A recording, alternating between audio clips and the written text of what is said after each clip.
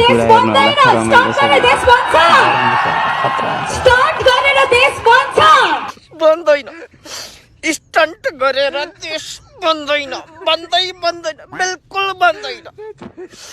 विदेशबाट खराब ऋण ल्याउने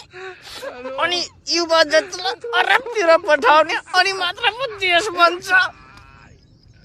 विदेशबाट अरबका अरब ऋण ल्याउने परदेश पाल्ने कार्यकर्ता पाल्ने बिना कामका 1 रुपियाँ आम्दानी नहुने प्रोजेक्टहरू निर्माण गर्ने संरचना बनाउने त्यही संरचना बनाउने बेला खाइदिने त्यो पोखरा विमानस्थलमा 22 अर्ब चाइनाबाट ऋण ल्याए 14 अर्ब भ्रष्टाचार भएछ यसरी पो देश बन्छ स्टन्टले देश बन्दैन मिठो मिठा भाषण छाड्नु पर्छ समृद्धिका सपनाहरू देखाउनु पर्छ लोकतन्त्र र गणतन्त्रको नाममा लुटेर खान पाउनु पर्छ युवालाई विदेशतिर बगाउनु पर्छ अनि पो देश बन्छ बन्द भएका उद्योग धन्दाहरू खुलाएर कहाँबाट देश बन्छ भन्दैन भ्यू टावरहरू बक्क देशैभरि ठड्याउनु पर्छ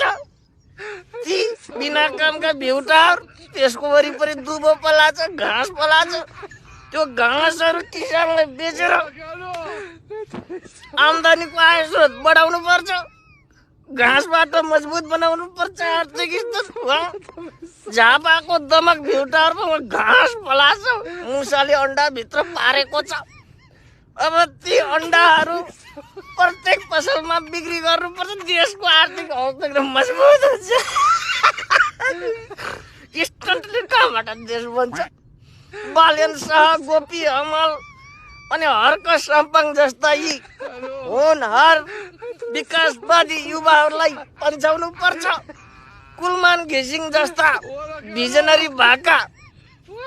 मान्छेहरूलाई साइड लगाउनु पर्छ अनि पो देश भन्छ स्टन्ट गरेर कहाँबाट देश भन्छ स्टन्ट गरेर देश बन्दैन मिठा मिठा बगमबुसे भाषण छाड्न पर्छ जनताहरूलाई समृद्धिको आशा देखाउनु पर्छ यस्तो भयो जनताको छोरो प्रधानमन्त्री हुन पाउँछ भन्ने हावादारी गफ गर्ने उहाँ एयरपोर्टमा दिनमा 15-16 हजार जना युवा बजार विदेशतिर जान्छन् स्टन्टले देश बन्दैन महावीर पुन जस्तालाई सहयोग गरेपछि कहाँबाट देश बन्छ बिचरा महावीर पुनले 15-16 करोडको किताब बेच्नु भएको छ अहिलेसम्म सरकारले गाई पैसा दिएको छैन यार 2 पैसा दिएको छैन महावीर पुनलाई फकट लालका भाषण फकट भाषण सुनाए पो देश बन्छ विदेशबाट अरब ऋण ल्याउने खराब ऋण ल्याउने युवा युवती सबै अरबतिर पठाउने अनि देश बन्छ बुढाकाँडाले देश बनाउँछन् नि युवाहरूलाई विदेशतिर पठाएपछि त्यस्तै बिजोग छ अब हामी युवाहरू बौलानी सिपाहीहरू के छ एकचोटि मालिकको दास बन्नुपर्छ मालिस गर्नुपर्छ वफादार बन्नुपर्छ अनि पो देश भन्छ स्टन्टले कहाँबाट देश भन्छ बिजोग छ यार अझै भ्यूटा ढड्याउनु पर्छ